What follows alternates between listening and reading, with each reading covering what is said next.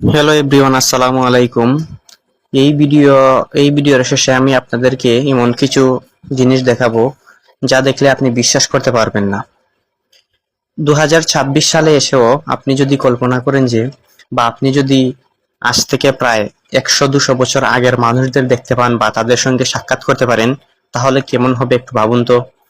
তো এই ভিডিওর মাধ্যমে আমি আসলে আপনাদেরকে প্রাচীনকালের মানুষের সঙ্গে পরিচয় করিয়ে দেব, এবং প্রাচীনকালের মানুষ দেখতে কেমন, তারা কিভাবে বেঁচে থাকে, তারা কোথায় বসবাস করে, তারা কি খায়, কি পরিধান করে, তাদের পরিবেশ কেমন, আমি আপনাদেরকে এই ভিডিওর মাধ্যমে দেখাবো। তো আপনারা যদি দেখতে চান, আপনারা আমার সাথে থাকতে হবে। এবং আমি হচ্ছে যে বর্তমানে সমতল ভূমি মাটি থেকে প্রায় 40 ফিট নিচে অবস্থান করব।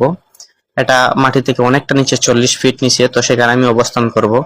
অবস্থান করার পর আমি আপনাদেরকে কিছু ভিডিও দেখাবো এবং কিছু আদিম মানুষ দেখাবো যে তারা কিভাবে সেখানে বেঁচে থাকে, তাদের খাদ্যের উপাদান কি, বা তারা কি খেয়ে বেঁচে থাকে সেখানে। তো আপনারা আমার সাথে থাকবেন।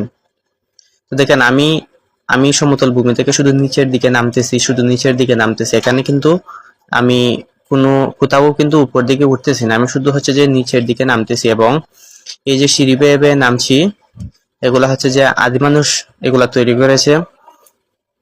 এবং প্রাচীনকালে হচ্ছে যে মানুষ, জন্তু জানোয়ার এবং বিভিন্ন প্রতিকূল পরিবেশ থেকে বাঁচার জন্য মানুষ এইরকম এইরকম গুহা তৈরি করেছিল, এবং এই মানুষদেরকে বলা হতো যে গুহাবাসী মানুষ। আপনারা নিশ্চয়ই বইয়ের মধ্যে পড়েছেন যে গুহাবাসী মানুষ সম্পর্কে হচ্ছে যে কিছু আপনারা ধারণা পেয়ে থাকবেন বই পুস্তকের মাধ্যমে।